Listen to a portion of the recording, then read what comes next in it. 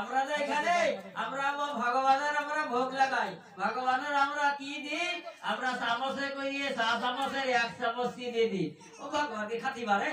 ভগবান খায় ওই এইটাই খাই পারবে না। এই মন না, মন খাইলে তার উদারটা ওই 1 চামচের উদার না, তার উদারের কোনো সীমা সংখ্যা নাই। তার যা দেব আমি ছোট বাটা দেই আর বড় বাটায় দেই, সেই বাটাটা পূর্ণ করিয়ে দেব, সেই বাটাটা পূর্ণ করে দেব। সেই পূর্ণ বাটা দিলে ভগবানের পেট ভরে।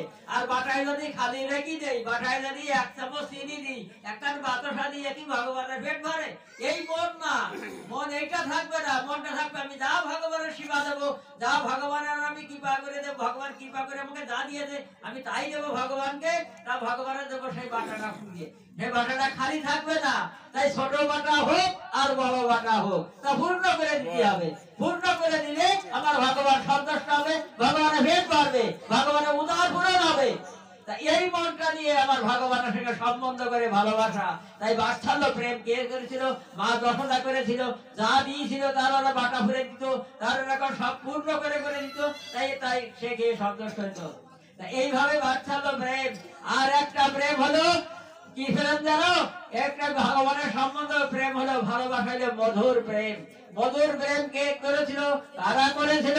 মধুর প্রেম করেছিল ব্রজের গোপীরা। ব্রজের গোপীরা মধুর সুরে কীর্তন করত, আর সেই মধুর ভাবে কৃষ্ণকে মধুর ভাবে ভালোবেসেছিল। সকল গোপীরা মনে মনে আশা করেছিল যদি কৃষ্ণ আমাদের স্বামী হতো, আমাদের মনের বাসনা পূরণ হতো।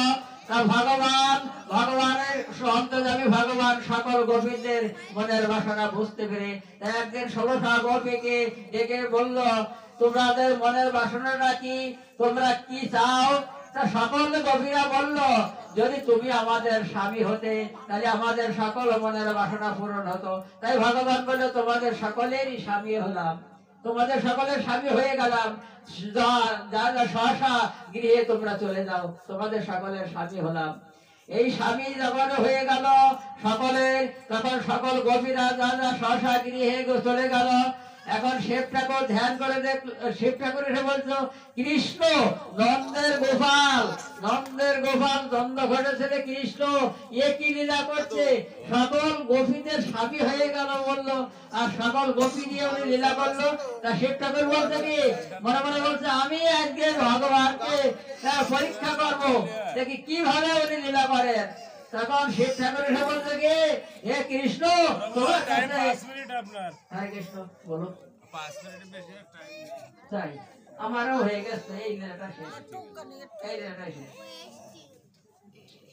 তাই শিব ঠাকুর বলছে কি যে তুমি তো 16টা গোপী দিয়ে লীলা করছো, আমার একটা গোপী ভিক্ষা দিবা? কৃষ্ণ বলো, অবশ্যই দেব, তুমি আমার পরম ভক্ত দাও, তোমাকে আমি একটা গোপী দেব। তা তুমি এখান থেকে এই লাইনে ঢোকো, যে দেখবা যে ঘরে আমি নেই সেই ঘরটা, সেই গোপীর ঘরটা তোমার, সেই গোপীকে নিয়ে তুমি লীলা করতে পারো। শিব ঠাকুর বলছে তাই তো ভালো হলো। ওই সব ঘরে যায়, চেক করতে করতে যায়, যে ঘরে যায় সেই ঘরে কৃষ্ণ আর গোপী।